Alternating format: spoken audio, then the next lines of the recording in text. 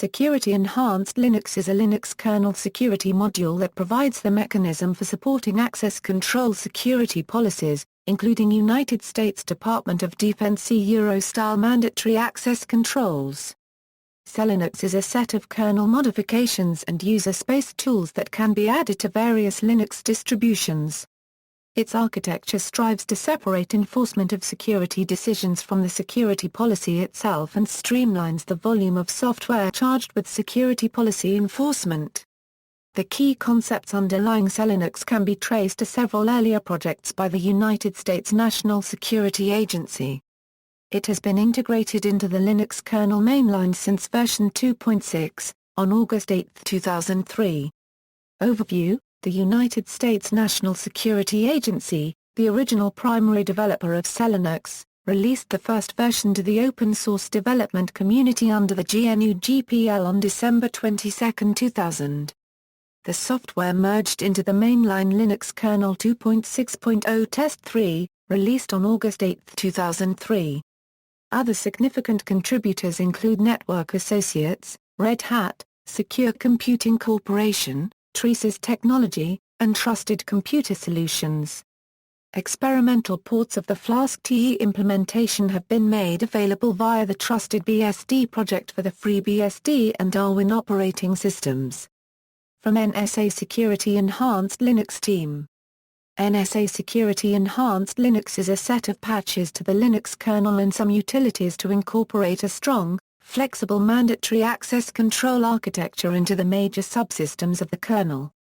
It provides an enhanced mechanism to enforce the separation of information based on confidentiality and integrity requirements, which allows threats of tampering and bypassing of application security mechanisms to be addressed and enables the confinement of damage that can be caused by malicious or flawed applications. It includes a set of sample security policy configuration files designed to meet common, general-purpose security goals. SELinux has been integrated into version 2.6 series of the Linux kernel, and separate patches are now unnecessary. The above is a historical quotation. Security Enhanced Linux implements the Flux Advanced Security kernel integrated in some versions of the Linux kernel with a number of utilities designed to demonstrate the value of mandatory access controls to the Linux community and how such controls could be added to Linux. Such a kernel contains architectural components prototyped in the Fluke operating system. These provide general support for enforcing many kinds of mandatory access control policies, including those based on the concepts of type enforcement, role-based access control, and multi-level security. Flask, in turn, was based on DTOS, a Mac-derived distributed trusted operating system, as well as Trusted Mac, a research project from Trusted Information Systems that had an influence on the design and implementation of DTOS. A Linux kernel integrating SELinux enforces mandatory access control policies that confine user programs and system servers to the minimum amount of privilege they require to do their jobs. This reduces or eliminates the ability of these programs and daemons to cause harm when compromised. This confinement mechanism operates independently of the traditional Linux access control mechanisms. It has no concept of a root superuser, and does not share the well-known shortcomings of the traditional Linux security mechanisms. The security of an unmodified Linux system depends on the correctness of the kernel, of all the privileged applications, and of each of their configurations. A problem in any one of these areas may allow the compromise of the entire system. In contrast, the security of a modified system depends primarily on the correctness of the kernel and its security policy configuration. While problems with the correctness or configuration of applications may allow the limited compromise of individual user programs and system daemons, they do not pose a threat to the security of other user programs and system daemons or to the security of the system as a whole.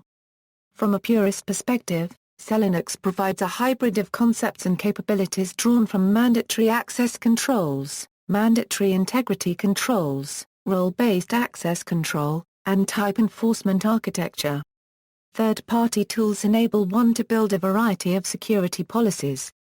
Users, policies and security contexts. SELinux users and roles are not related to the actual system users and roles. For every current user or process, SELinux assigns a 3-string context consisting of a role, username, and domain. This system is more flexible than normally required. As a rule, most of the real users share the same SELinux username, and all access control is managed through the third tag, the domain. Circumstance for when the user is allowed to get into a certain domain must be configured in the policies. The command runsum allows for the launching of a process into an explicitly specified context, but SELinux may deny the transition if it is not approved by the policy configuration. Files, network ports, and other hardware also have an SELinux context, consisting of a name, role, and type. In case of the file systems, mapping between files and the security contexts is called labeling. The labeling is defined in policy files but can also be manually adjusted without changing the policies. Hardware types are quite detailed, for instance, bin_t or ** port T. The SELinux context for a remote file system can be specified explicitly at mount time.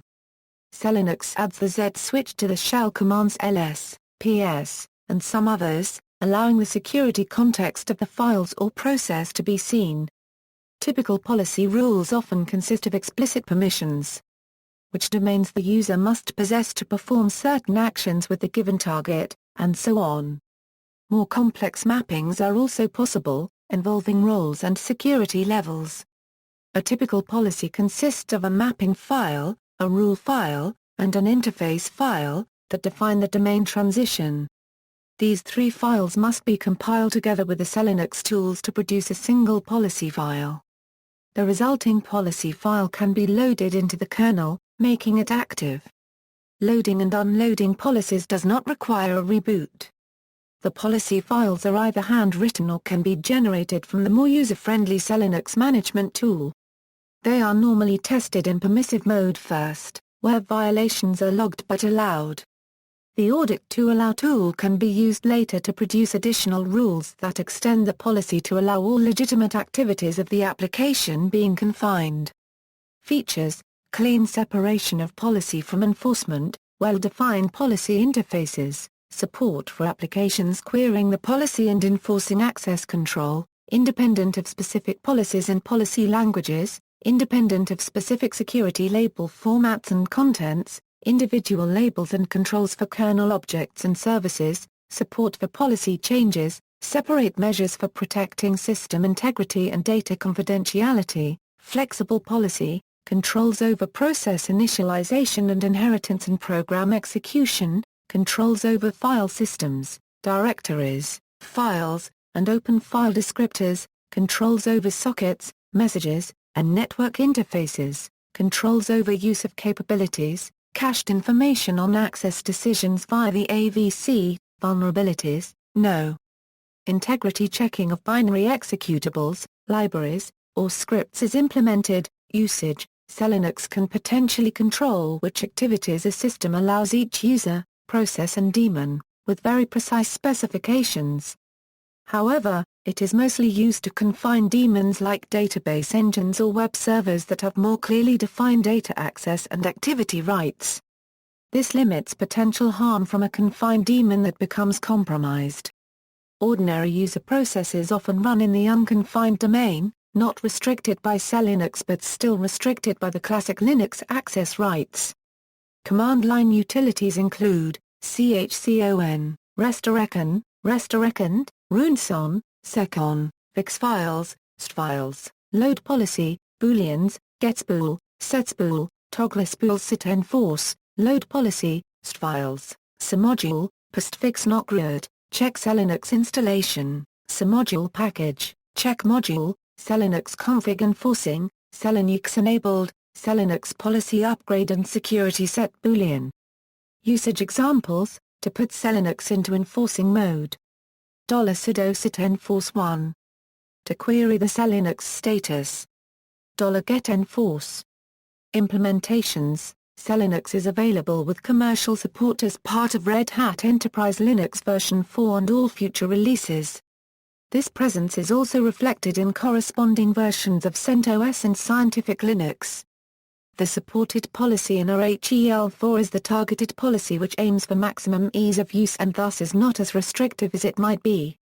Future versions of RHEL are planned to have more targets in the targeted policy, which will mean more restrictive policies. In free community-supported GNU Linux distributions, Fedora was one of the earliest adopters, including support for it by default since Fedora Core 2. Other distributions include support for it such as Debian as of the Etch release and Ubuntu as of 8.04 Hardy Heron. As of version 11.1, OpenSUSE contains SELinux basic enablement. SELinux Enterprise 11 features SELinux as a technology preview. The earliest work directed towards standardizing an approach toward provision of mandatory and discretionary access controls within a Unix computing environment can be attributed to the National Security Agency's Trusted Unix Working Group, which met from 1987 to 1991 and published one Rainbow Book and produced a formal model and associated evaluation evidence prototype that was ultimately unpublished. It was sponsored by Chet Coates and Mario Tinto of the NSA's National Computer Security Center, and managed by Dr. Charles Tester and Bruce Wilner of Infosystems Technology, the crucial architects of the TrueSeekS project, and members of its modeling subcommittee Steve Bunch, Dr. Frank Knowles, Dr. J. Eric Roscoe, Larry Weir, and Bruce Wilner. Their efforts, particularly as critics of the less technically profound work of the TrueSeekS Access Control List Subcommittee, survive in the IEEE POSIX 1003.6 Security Extensions for Portable Operating Systems Environment Specification. Comparison with AppArmor, SELinux represents one of several possible approaches to the problem of restricting the actions that installed software can take. Another popular alternative, available on Novell SUSE Linux and Canonical's Ubuntu platform, is called AppArmor. AppArmor was developed as a component of the now-defunct Immunix Linux platform. Because AppArmor and SELinux differ radically from one another, they form distinct alternatives for software control. Whereas SELinux reinvents certain concepts in order to provide access to a more expressive set of policy choices, AppArmor was designed to be simple by extending the same administrative semantics used for DAC up to the mandatory access control level. There are several key differences. One important difference is that AppArmor identifies file system objects by path name instead of inode. This means that, for example, a file that is inaccessible may become accessible under AppArmor when a hard link is created to it, while SELinux would deny access through the newly created hard link.